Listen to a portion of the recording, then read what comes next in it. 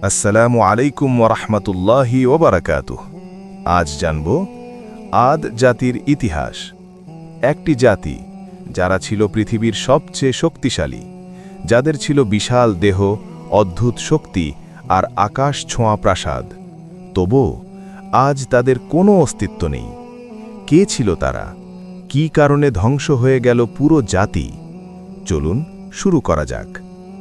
এরা ছিল আদ জাতি, যাদের কথা এসেছে কোরআনে বারবার। তারা বসবাস করত আরবের দক্ষিণে আহকাফ নামক অঞ্চলে, আজকের ইয়েমেন ও ওমানের মাঝামাঝি মরুভূমি এলাকায়। তারা ছিল লম্বা চওড়া, অত্যন্ত শক্তিশালী জাতি, এবং তারা নির্মাণ করেছিল এক বিস্ময়কর শহর, ইরাম। ইরাম একটি শহর যার স্তম্ভগুলো ছিল আকাশ ছোঁয়া, যা ছিল সৌন্দর্য ও শক্তির প্রতীক।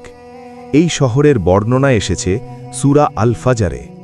তারা নিজেদের শক্তি ও সম্পদ নিয়ে এতটাই গর্বিত ছিল যে তারা ভাবত, আমাদের মতো শক্তিশালী আর কেউ নেই। তখন আল্লাহ তাদের মাঝে পাঠালেন হজরত হুদ আলাইহিসসালামকে। তিনি বললেন, এক আল্লাহ এর ইবাদত করো, অহংকার ছেড়ে দাও, না হলে ভয়ঙ্কর শাস্তি আসবে। কিন্তু আদ জাতি তার কথা শুনল না, বরং তারা তাকে উপহাস করল এবং বলল, তুমি কি আমাদের ভয় দেখাচ্ছ? তারা আল্লাহকে অস্বীকার করল, নিজেদের শক্তির উপর ভরসা করল এবং শিরকের মধ্যে ডুবে গেল। তারা বুঝতেই পারল না এই অহংকারই তাদের ধ্বংসের কারণ হতে যাচ্ছে। অবশেষে আল্লাহ শাস্তি নেমে এলো, এক ভয়ঙ্কর ঝড় যা চলেছিল টানা 7 রাত ও 8 দিন। প্রবল বাতাস সব কিছু ধ্বংস করে দিল।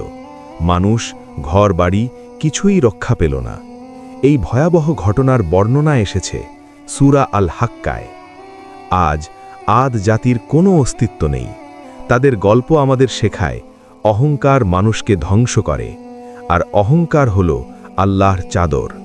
যারা এই চাদর নিয়ে টানাটানি করে তাদের অবস্থা হয় ভয়াবহ। তাই আসুন আমরা শিক্ষা নেই এবং সঠিক পথে চলি। আল্লাহ আমাদের সবাইকে সঠিক পথে চলার তৌফিক দান করুন, আমিন। আজকের ভিডিওটি ভালো লাগলে লাইক দিন, শেয়ার করুন এবং এমন ইসলামিক গল্প পেতে সাবস্ক্রাইব করুন। ধন্যবাদ সবাইকে।